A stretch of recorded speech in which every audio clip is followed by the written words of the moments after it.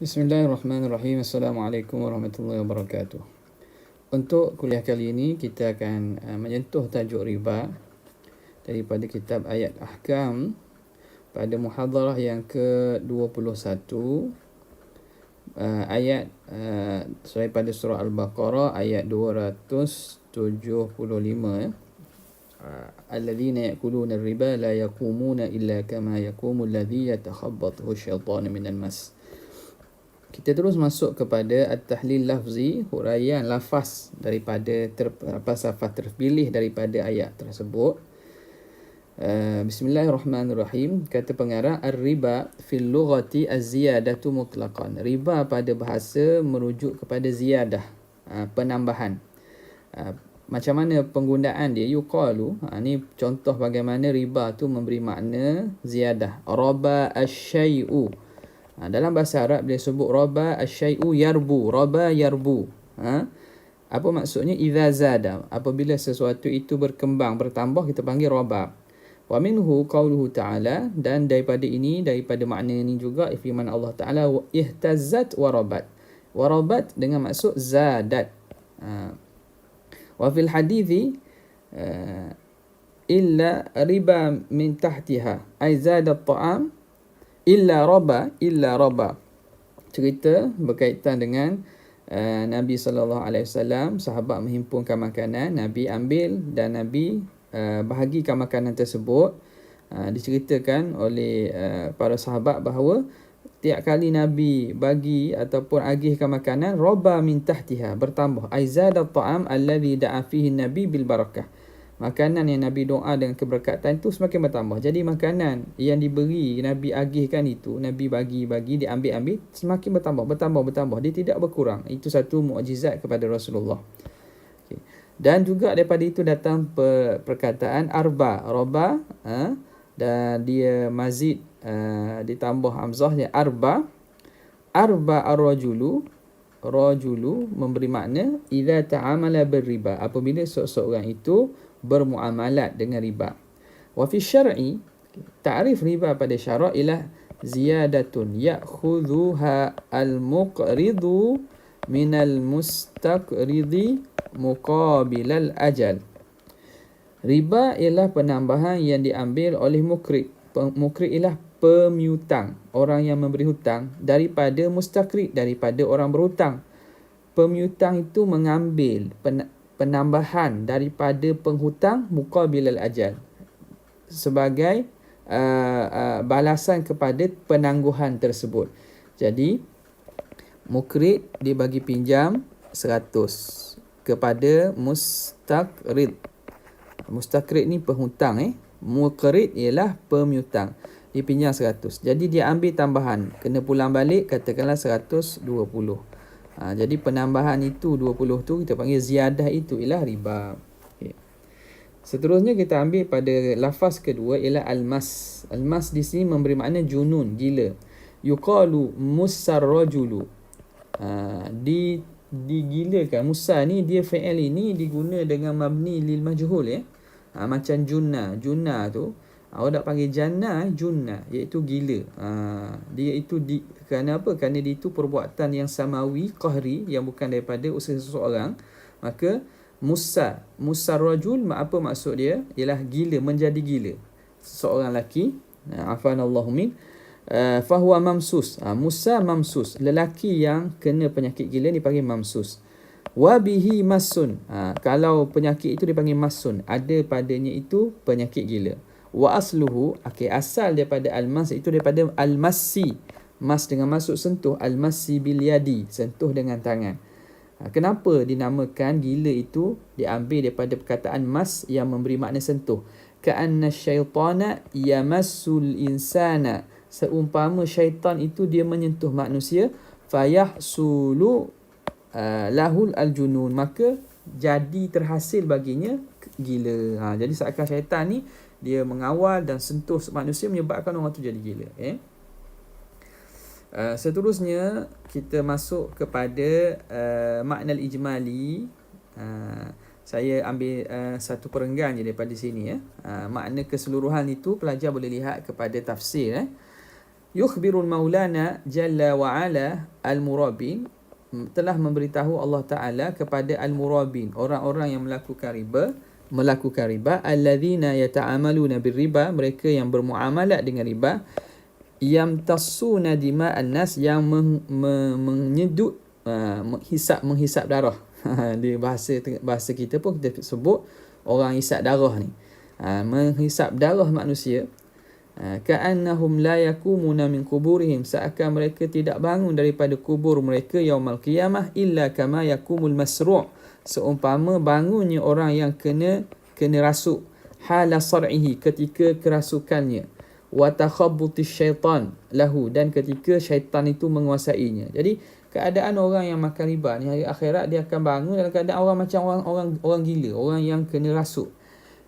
Yata'atharu wa yaqa'u, dia tergelincir dan jatuh, wala yastati'u ayyamshiya sawiya, yang tidak mampu berjalan lurus, li'anna bihi massan, kerana adanya penyakit mas, kena rasukan, minasyaitan. Dzalika takhabbutu, dan kepincangan dan ta'athur, kegelinciran itu, bisa babi annahum istahallu, itu disebabkan mereka menghalalkan riba, alladhi harramahullah, yang Allah Ta'ala haramkan.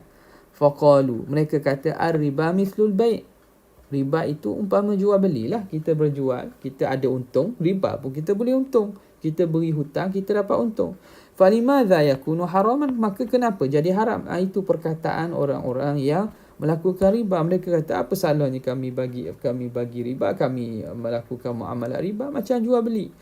Wa qad raddallahu ta'ala alaihim, dan Allah Ta'ala telah menolak kepada mereka hadhihi syubhata, syubhah ini, as-saqimah, yang lemah, syubhah yang rosak ini, syubhah yang batil ini. Dengan apa Tuhan kata bi annal bai'a, bahawa jual beli itu tabadulu manafi'a, ialah pertukaran manfaat. Wa qad ahallahu Allah, dan itu Allah Ta'ala halalkan. Jual beli itu bertukar manfaat, ada dapat barang, dapat duit. War riba ziyadatun muqtati'atun min juhdil madin. Adapun riba itu ialah penambahan yang diambil, muqtati'ah ni yang diambil daripada juhdil madin, daripada usaha penghutang, au min lahmihi, ataupun daripada dagingnya, maknanya daripada usahanya. Wa qad haramahullah, dan ini Allah Ta'ala haramkan. Fa kaifa yatasawayani, bagaimana boleh sama kedua-dua itu? Tentulah tidak sama. Okey, jadi sebelum saya masuk kepada hukum di sini, apa yang nak beritahu di sini, kerana disebut perbezaan al-bai' dan juga al-riba. Antara ulama yang membicarakan tentang muamalat, Islam menyatakan bezanya pada jual beli ni ada mabi', ada barang dia, dan ada thaman, ada harga. Adapun pada riba ni, riba ialah qardun, hutang. Kita cakap berkaitan, sebab riba ni dalam fiqh, sebagaimana awak semua pelajar semua maklum, boleh rujuk kembali dalam kitab fiqh manhaji, antara perbahasan yang elok, yang baik dalam fiqh manhaji itu ialah perbahasan tentang riba dan bahagiannya. Cuba buka balik fiqh manhaji, tengok pada bab riba itu. Jadi riba yang disentuh dalam Quran ni ialah riba dipanggil riba qard, riba berkaitan dengan hutang. Dalam sunnah dipanggil riba al-buyu', riba berkaitan dengan jual beli, iaitu penambahan ziyadah ahadul jinsain al-mutasawiyan, ziyadah fi al-ajnas ittahada fi syai'aini ittahada jinsan. Itu riba al-buyu', emas bertukar dengan emas, gandum dengan gandum. Itu datang daripada dalam hadis. Adapun dalam ayat Quran ni, dia khusus merujuk kepada riba ad-duyun, riba dain, iaitu riba yang berlaku dalam masalah hutang. Jadi kalau yang dimaksudkan di sini, tengok apa yang berlaku, bezanya jual beli ni ada barang dan ada harga. Adapun riba ni ada qard. Qard itu diberi kepada pihak yang nak berhutang, tapi dibayar balik dengan ziyadah. Jadi di mana di situ ada komponen dua perkara? Tak ada sebenarnya. Dia ada yang ini yang menghalalkan ada penambahan. Kenapa kata barang itu jual mahal daripada harganya? Di sini kena ada mukhatarah. mukhatarah, iaitu ada dia panggil risk, ada risiko. Kerana dalam jual beli ni ada risiko naik harga barang. Adapun hutang, berhutang secara riba tak ada risiko, tidak ada langsung risiko. Risiko daripada mana? Daripada pihak kedua-dua belah pihak lah yang ada risikonya, pihak penghutang saja. Pihak yang memberi hutang tak ada risiko. Dia bagi orang hutang ni 1,000, dia tetap akan dapat 1,000 bahkan lebih. Jadi tak ada risiko yang ditanggung di situ. Itu sebagai penambahan ya. Okey, kita masuk kepada sebab nuzul. Di sini pengarang mengatakan, bawa satu cerita, kan Al-Abbas wa Khalid bin Walid syarikaini fi jahiliyah.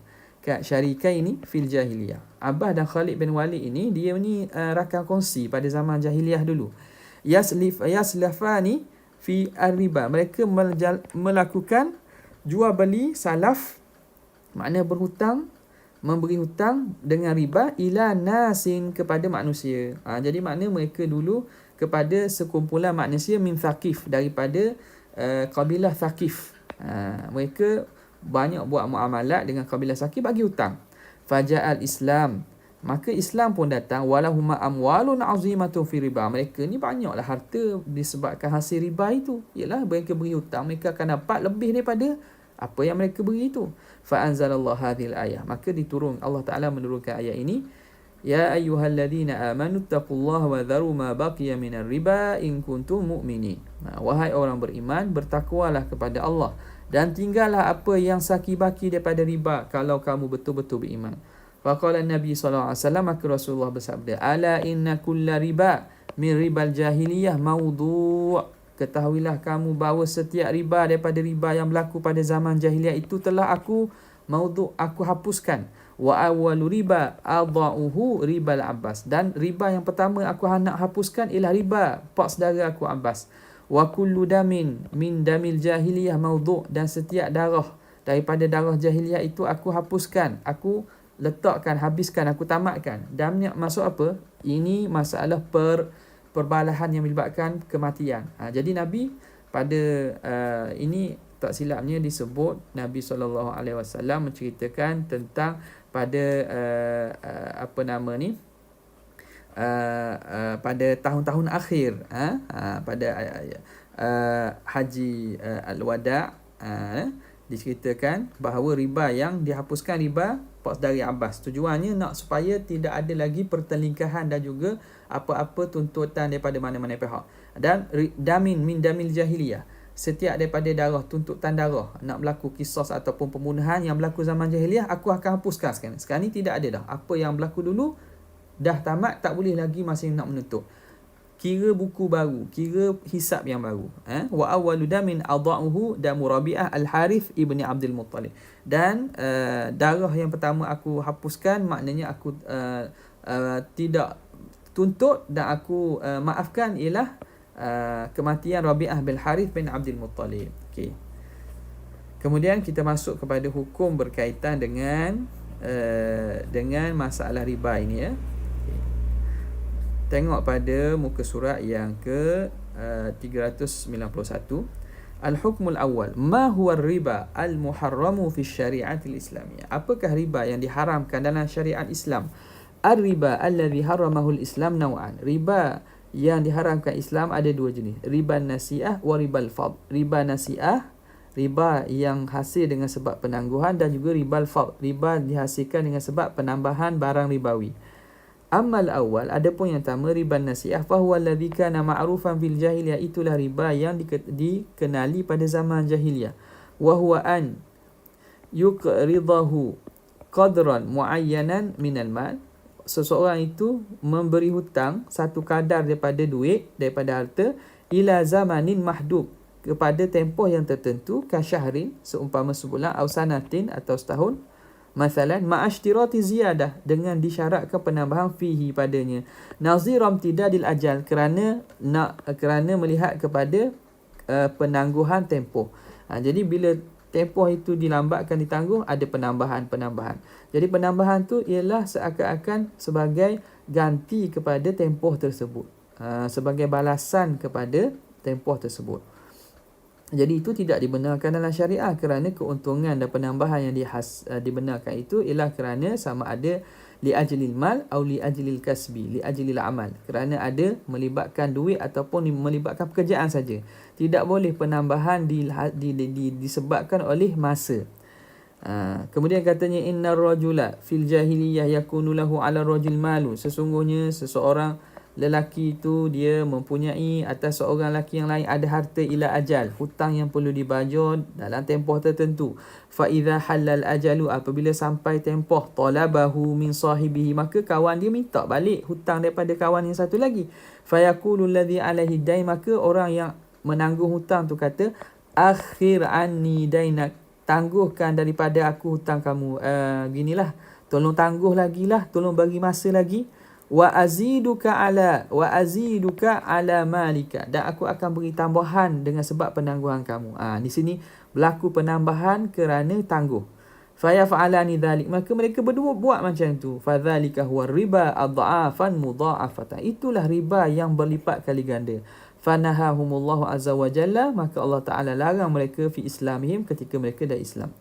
Wa hadha an-naw' min ar-riba huwa al-musta'malu al-an fil bunuk. Inilah riba yang digunakan sekarang pada bank-bank wal masarif al-maliyah dan institusi keuangan.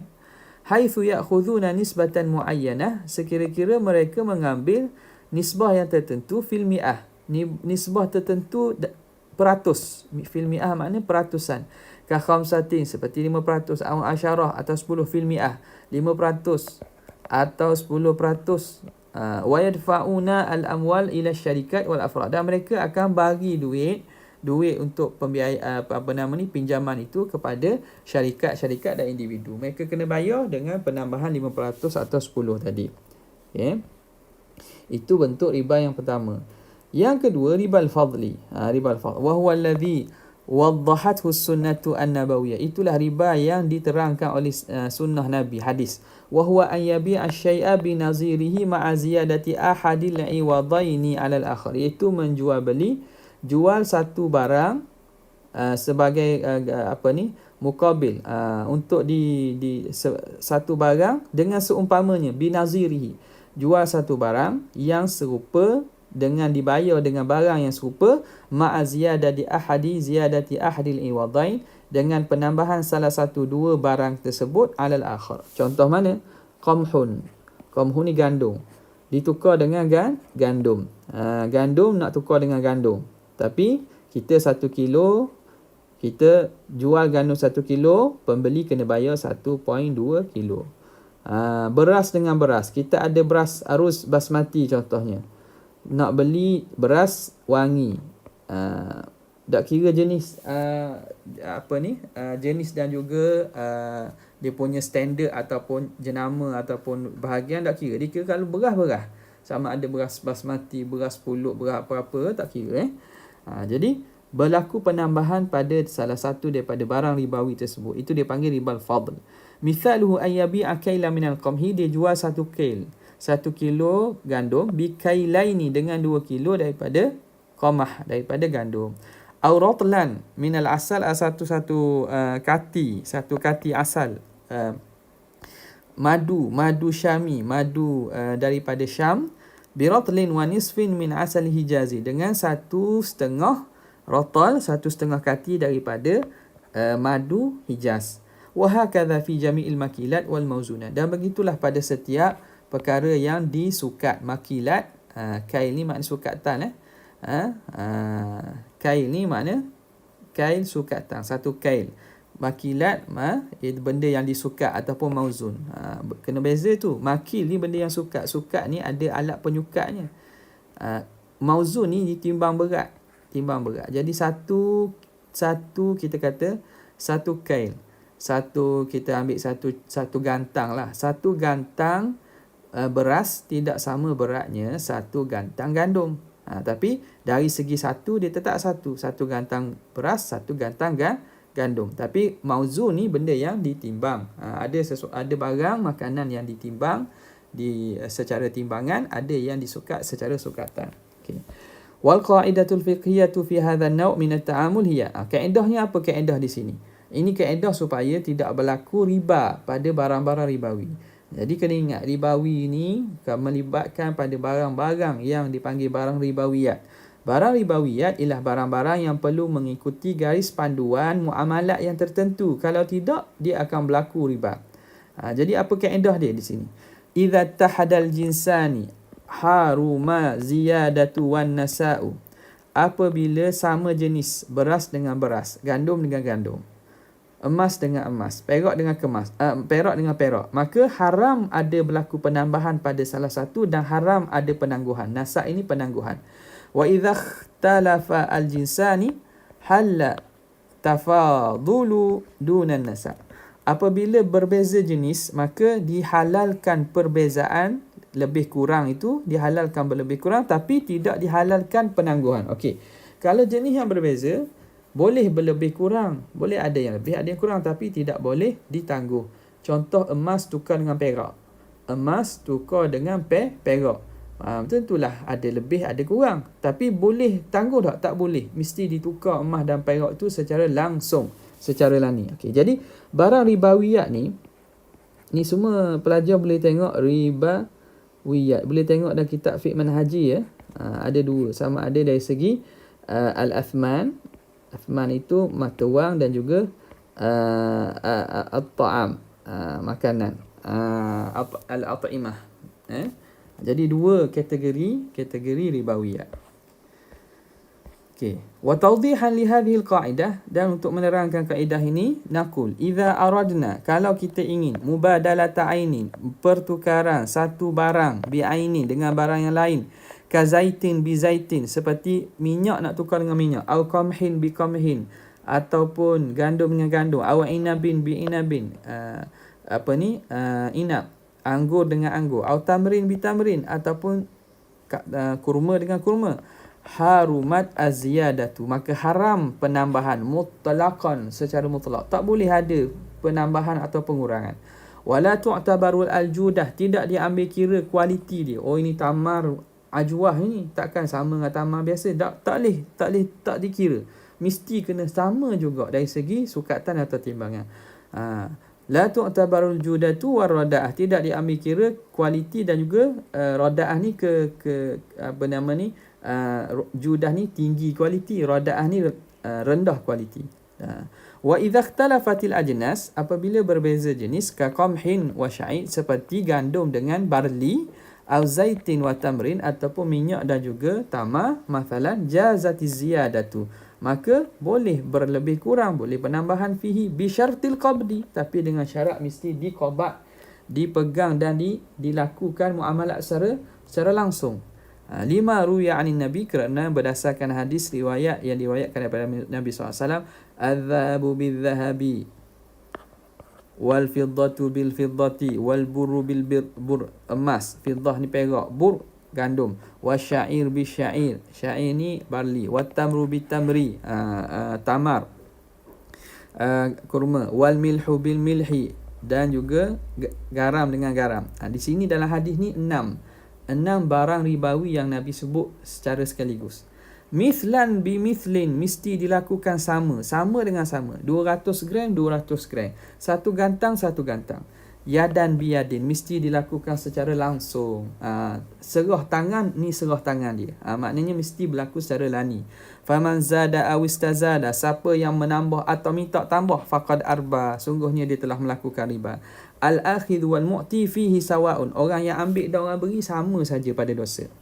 Wa fil hadis akhara, pada hadis lain, fa idza ikhtalafat hadhihi al-asnaf, apabila berbeza jenis-jenis ini, fabi'u kaifa syi'tum, maka kamu boleh jual bagaimana kamu nak, lebih kurang, tapi yadan bi yadin, dengan mesti berlaku secara langsung. Ai maqbudan, berlaku secara diqabat ketika majlis itu, dan berlaku jual beli secara hal. Okay, itu hukum yang pertama. Al-hukmu tsani, hukum yang kedua. Hal yubahur riba al-qali, adakah dihalalkan riba yang sedikit. Jadi ini berkaitan dengan riba yang sedikit ini. Kita akan lihat pada video yang seterusnya.